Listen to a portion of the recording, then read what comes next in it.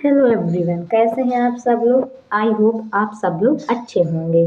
तो चलिए आज हम बायोलॉजी का एक नया टॉपिक शुरू करते हैं। टॉपिक कौन सा है? खाद्य जाल, जिसको अंग्रेजी में फूड वेब कहते हैं। ठीक है, तो चलिए खाद्य जाल के बारे में पढ़ना स्टार्ट करते हैं। अगर आपको हमारा वीडियो अच्छा लगे तो ज़्यादा से ज़्यादा लाइक और सब्सक्राइब कीजिए। अगर आपको इसी तरह का वीडियो और चाहिए तो कमेंट बॉक्स में कमेंट कीजिए। चलिए खाद्य जाल के बारे में पढ़ते हैं। खाद्य जाल किसे कहते हैं? तो एक खाद्य आहार श्रृंखला के जीवधारियों का संबंध अन्य खाद्य या आहार श्रृंखलाओं के जीवधारियों से होता है। इस प्रकार अनेक खाद्य या आहार श्रृंखलाओं के पारस्परिक संबंध को आहार जाल या खाद्य जाल कहते हैं। मतलब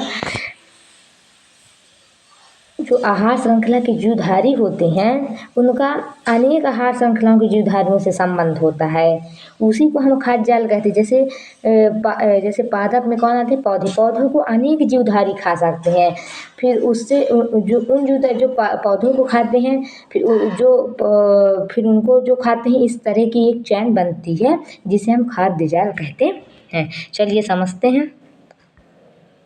अब आप इसमें देख सकते हैं कि पादप है, पादप में कौन? पौधे हैं। तो पौधों को कौन खाता है? चूहा खाता है और टिड्डा भी खाता है। ठीक है, और खरगोश भी खाता है। खरगोश को कौन खाता है? बाज खाता है। टिड्डा को कौन खाती है? छिपकली खाती है। छिपकली को कौन खाता है? बाज खाता है।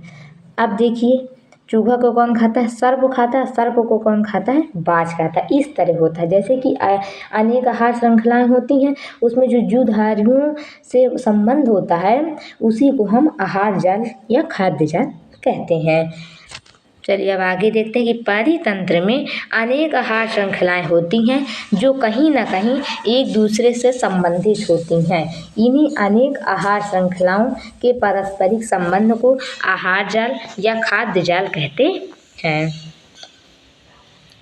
जब अनेक आहार श्रृंखलाएं आपस में मिलकर एक जाल सा बना देती हैं उसे ही खाद्य जाल कहते हैं। क्या होता है? जब बहुत सारी श्रृंखलाएं होती हैं आपस में मिलकर एक जाल सा बना देती हैं उसी को हम खाद्य जाल कहते हैं।